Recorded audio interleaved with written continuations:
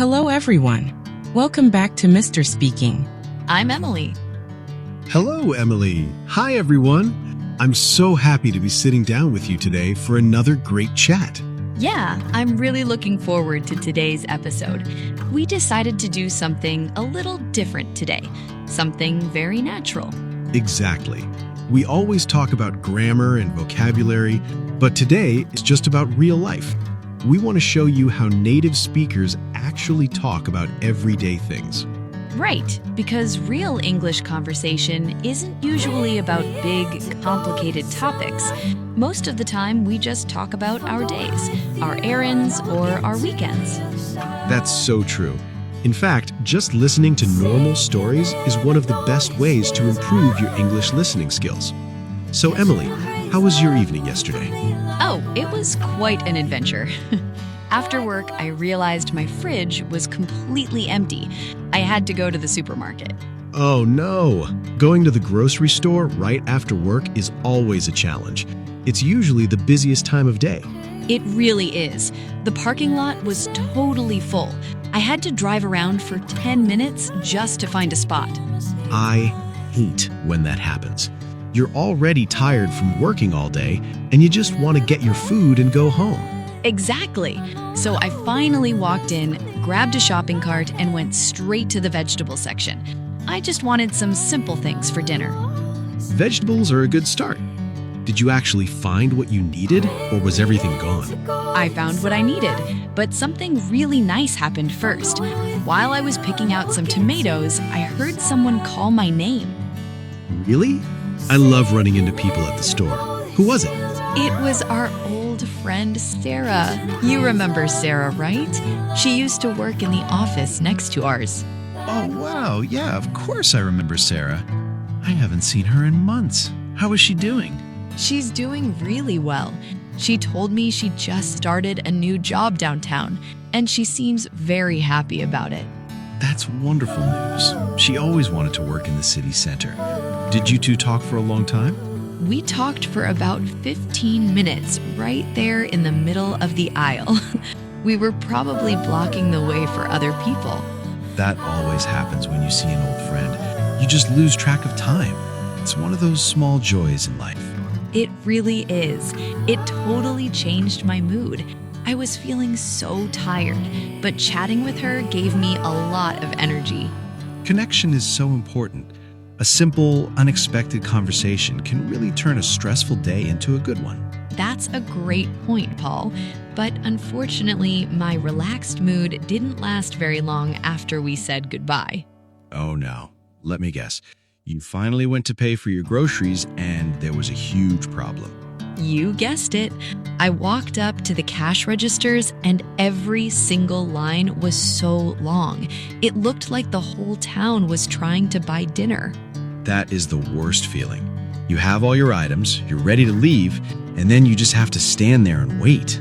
Yeah, I picked a line that looked a bit shorter, but the person at the front of the line was having some kind of issue. Let me guess, an item didn't have a price tag, or maybe their credit card wasn't working? Exactly. An item wouldn't scan. The cashier was trying her best, but the computer system just wasn't reading the barcode. That happens all the time. It's nobody's fault, really, but it can be so frustrating when you're in a hurry. Right. The cashier actually had to call a manager over to help. We waited for a few minutes, and it was mostly quiet at first. But let me guess, someone in the line behind you started losing their patience? Yes, the man standing right behind me started sighing really loudly. Then he started complaining to anyone who would listen. Oh, I know that type of person. What was he saying? Was he being really rude about it? He was saying things like, "This is ridiculous," and "I don't have all day." He was being quite loud, and it made everyone feel uncomfortable. That's so unnecessary. Everyone there is waiting, and getting angry doesn't make the manager run any faster. That's what I thought too. I turned around and just tried to give him a calm smile, but he didn't even look at me.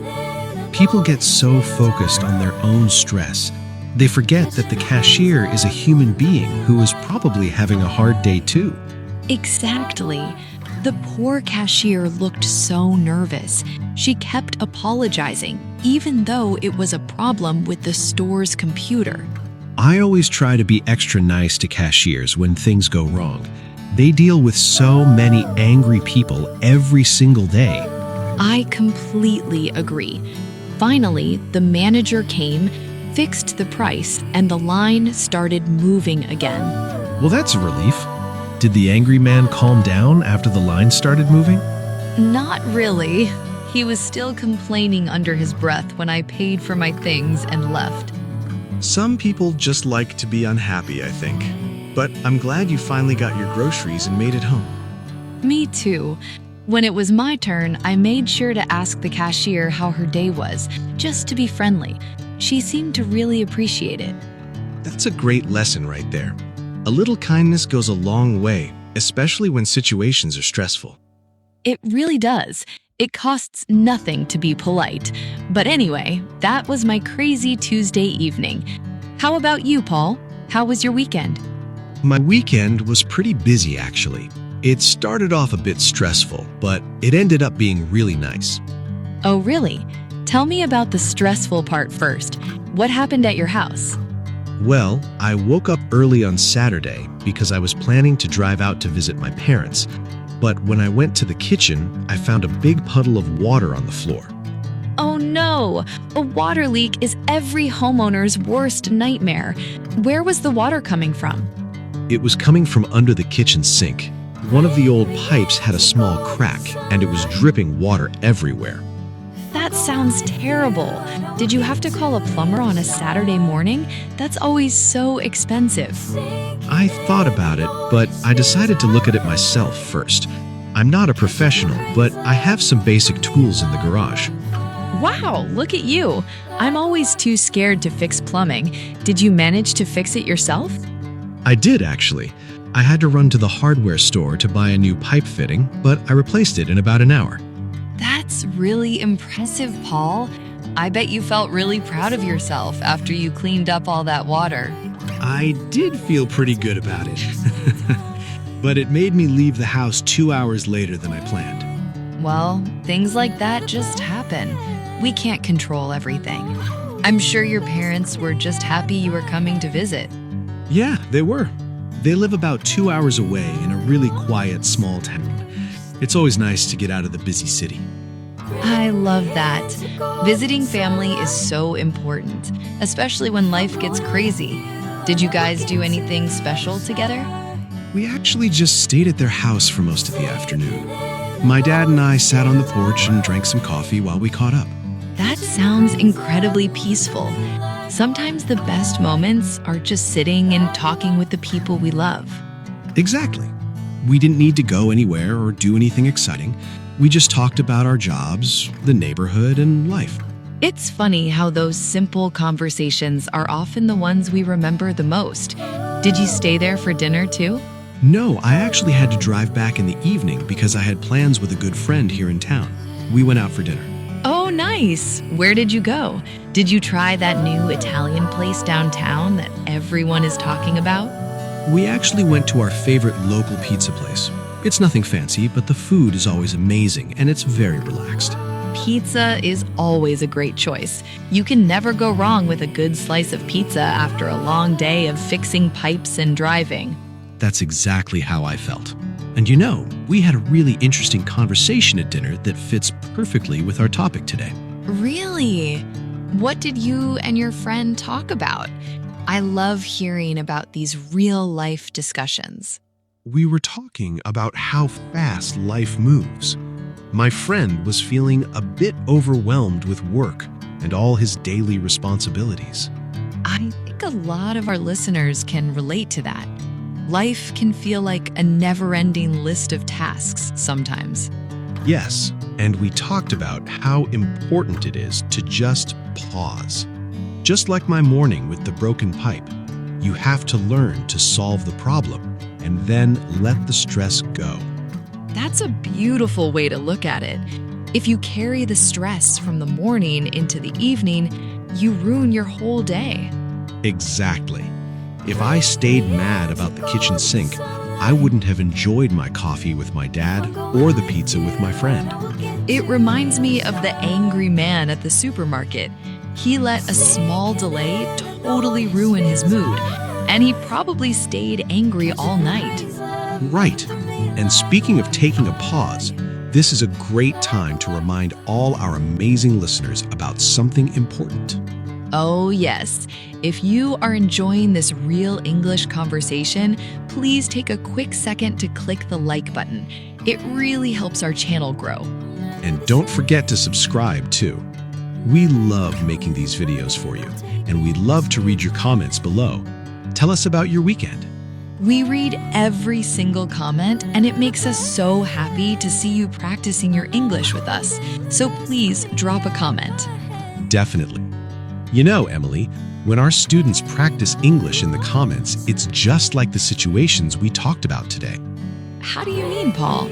Do you mean because it's real communication instead of just reading a textbook? Exactly.